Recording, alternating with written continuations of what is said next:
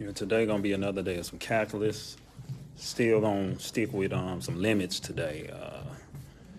One of the most fundamental concepts to calculus begins with limits. So I'm gonna stick on that again today. All right, so there it is, finding a limit analytically. And normally that's just a keyword to let you know that you're gonna probably be using a lot of algebra, showing steps, processes, balancing equations type stuff to get through it. Just a keyword. All right, so what's the limit of this, right, as x approaches 0? First thing you want to do is just plug in 0 and see if you get a number for your answer. If not, you're going to have to do some. All right, so here I go. I got a limit as x approaches 0. I'm about to plug in a 0 everywhere.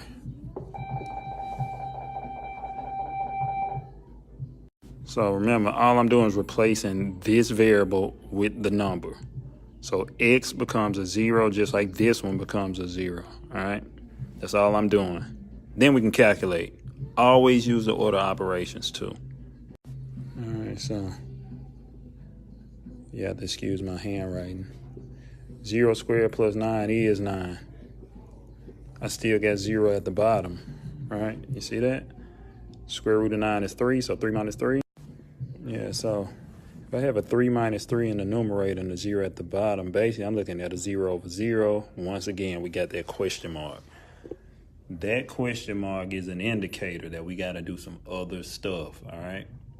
Quick history lesson. So calculus was invented in around the 1660s, right? So before 1660, when people got that 0 over 0, they had no clue of what to do. All right, so luckily I was born in the year I was born, so a lot of this stuff had been developed by now, so I don't have to wreck my brain like they used to. So right now what I'm doing is I'm doing the workaround to this problem. This is how you get around it. So I use a conjugate. A conjugate basically takes that sign right there in the middle and you switch it, all right? That's all you got to do, change that one sign, and it's going to get you around what's about to happen, all right? Get you around it.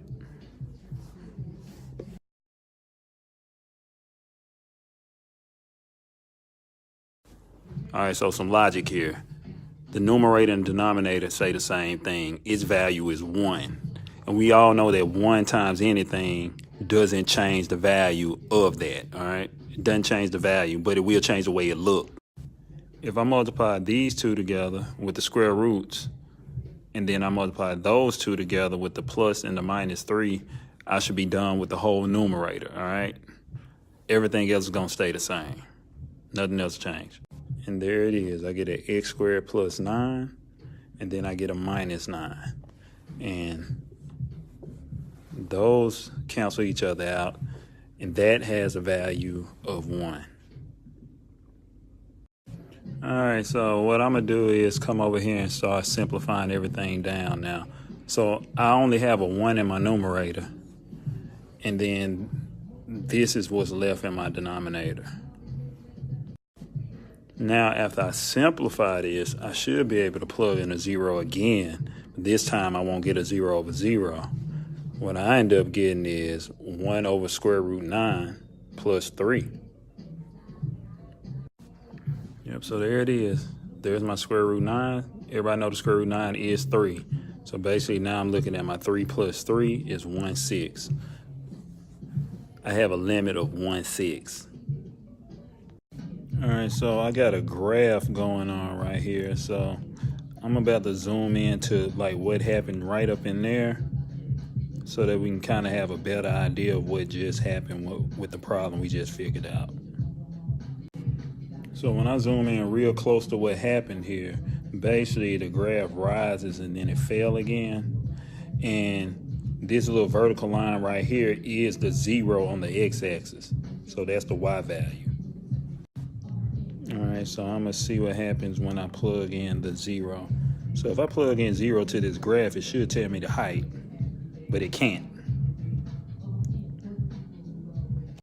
So that's one of your limitations of the calculator. See, the calculator is going to graph it for you, and to the naked eye, you're going to think that that graph is continuous, but it's really not. There's really something going on in that graph that no computer or calculator could show.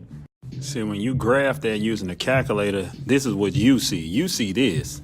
But when I analyze things using numbers, the numbers indicate this. That's what's really happening, a whole.